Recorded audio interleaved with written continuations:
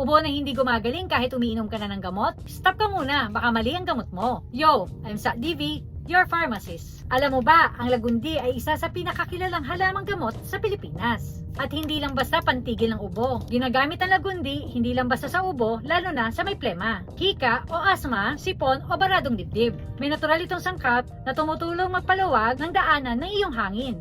Ganito yan, ang ginagawa ng lagundi, pinapalabnaw niya ang plema para mas mabilis ilabas. Pinabawasan nito ang pamamaga sa baga. Pinapakalma din ang ubo na hindi masyadong nakakaantok. Kaya bagay ito sa productive cough yung maraming plema. Paano ito inumin? Ang lagundi ay may syrup, capsule, at herbal tea.